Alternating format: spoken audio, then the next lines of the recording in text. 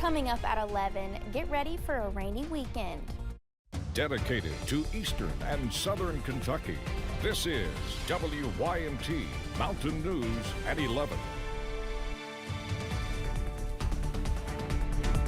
Good evening, I'm McKinley Calandrino. The rain has stopped for the time being, but there is still a threat of more on the horizon, which could pose flooding issues.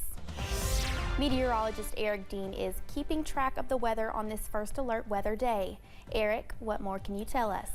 Well, McKinley, as you mentioned, we do have that break, which is kind of our saving grace, if you will, that we had the break today. Going into tomorrow gives those rivers kind of a chance to go down a little bit. Here's the latest with live pinpoint Doppler radar. Right now, all is quiet across eastern Kentucky. This will be the trend for tomorrow as well. Matter of fact, some places could see mostly sunny skies to start your Friday. But with that being said, we do have a flood watch in effect for everybody in the WYMT viewing area. This starts Saturday morning and goes until Sunday at 10 p.m. Again, that's for everybody in the WYMT viewing area. Right now, we're seeing temperatures in the 20s and 30s. Feels like temperatures right now in the teens and 20s. So let's go ahead and help you plan the next several hours. And you'll notice we'll see temperatures again in the upper teens and low 20s.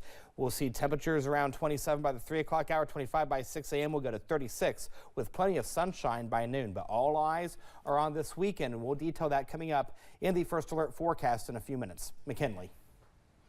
Thank you, Eric. The Estill County community prepares for a flood that could be all too reminiscent of the historic flooding from 2021. Hundreds of homes were impacted and thousands of people were left without power for days. First responders are keeping an eye on heavy rain for the forecast this weekend, as river levels are expected to rise more than 37 feet. WKYT's Grayson Passmore spoke with emergency management officials. And those who went through the flood last year say, 2021, say it is best to prepare now while you can. After the flood of 2021, it took the Estill County community more than a year to recover. Now, 4 years later, it could all be happening again. At this time, it looks like the river is going to reach about 37.5 feet, which is only about 3 feet below the 2021 flood. Melissa Riddle with Emergency Management says around 200 homes were impacted then, including the house where Paul Arvin and his son Caden live. All my friends around here and his friends and people that we didn't even know helped us out last time. The 21 flood hit overnight. So hopefully we can get some of our valuables out of here before it all happens. This time, people have been warned a few days in advance. It ain't just me and Caden's going to be affected. It's a lot more people in other counties and in our county as well. Riddle says if you were impacted by the 2021 floods, the biggest thing you can do right now is just prepare for the possibility to be hit again. Get everything in order, start moving your stuff. I know it's a lot. We have better timing this time. We did not expect the river to get as high as it did last time. Riddle says they won't panic. They'll plan and hope for the best. Get ready. Do not put your family at risk. Do not put yourself at risk. You know, property comes last to lives. In Estill County, Grayson Passmore, WKYT. Riddle recommends people spend tomorrow and the beginning parts of Saturday preparing to leave their homes if need be. Breathitt County is offering additional shelter for anyone who wants to leave home before heavy rain moves in this weekend. It's for anyone wanting to escape any potential flooding. The shelter will be located at Lee College Gymnasium. Anyone seeking shelter can do so starting tomorrow at 9.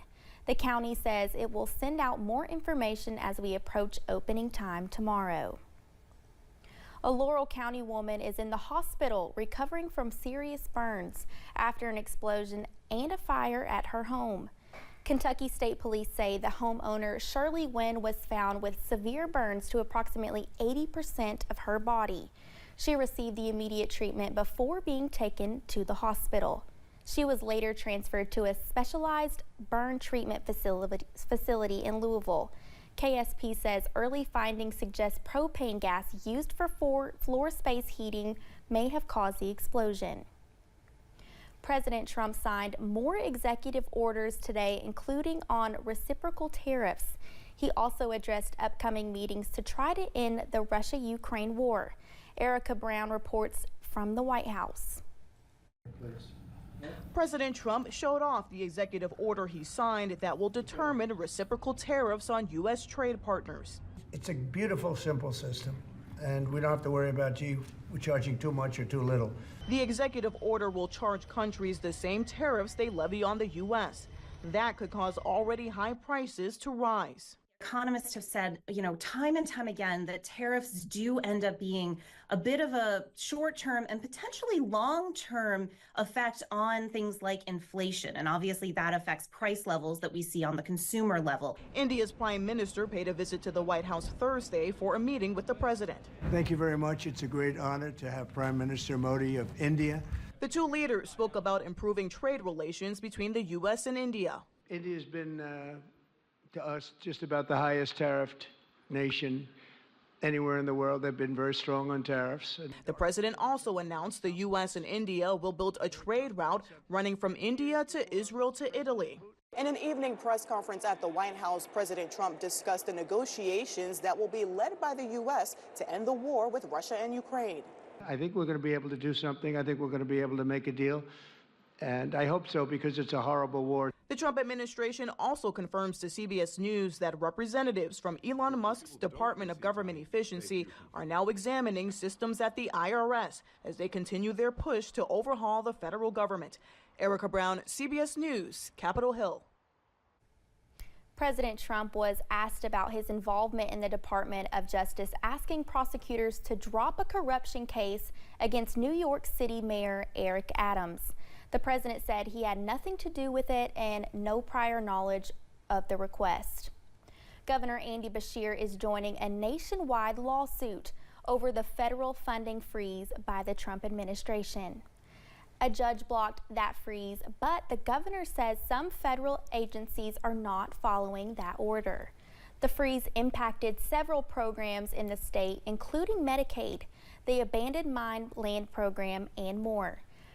Beshear says the state paid out more than $7 million that the federal government now has to reimburse. Gender treatments and sex change operations could not happen within Kentucky's prisons under a bill that moved in a Senate committee today. Members of the LGBTQ community say this bill would put a stop to essential treatment for a segment of the prison population. Others say it's simply unconstitutional to deny this type of care, and they say it's a part of a dangerous trend. Changes could be coming to the state's way of handling some juvenile offenders if a bill passes the General Assembly. Senators in the Judiciary Committee passed Senate Bill 111 today. It would set up a funding mechanism to house girl and boy inmates in separate facilities. It would also set up a process to treat inmates with mental health issues. There are problems within the state right now of certain facilities not wanting to take kids who have a high acuity mental illness due to behavioral issues. It would also set up a process to remove youth from hospitals if they commit acts of violence or if they incite violence. A fundraiser in Johnson County is all about getting a history teacher back into his home.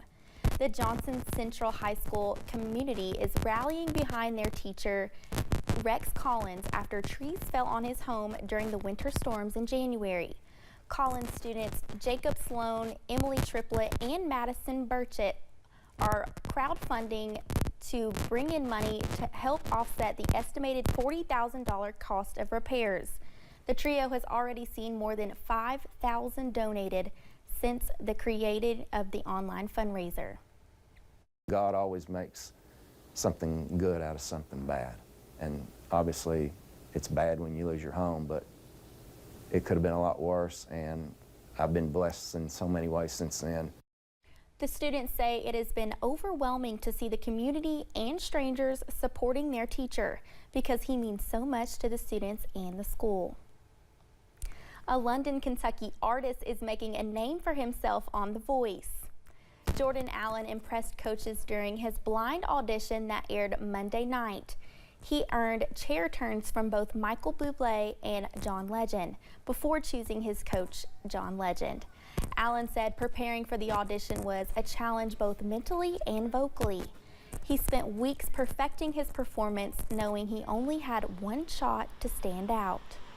You only have this amount of time on the Voice stage, and you are there to get a chair turn and to impress the coaches enough to turn their chair for you. So it was a lot of like trying to figure out, okay, how can I make this song unique to me and show off my talents? And so just a whole lot of doing it over and over and over and over.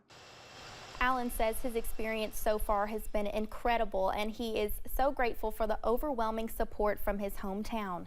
You can follow his journey on The Voice as he continues to compete in the next round. Coming up on Mountain News at 11, Valentine's Day is tomorrow, and local police share tips on how to avoid falling victims to romance scams. And in the world of weather, we are quiet now, but all eyes are on the weekend. Details on the First Alert forecast in a few minutes.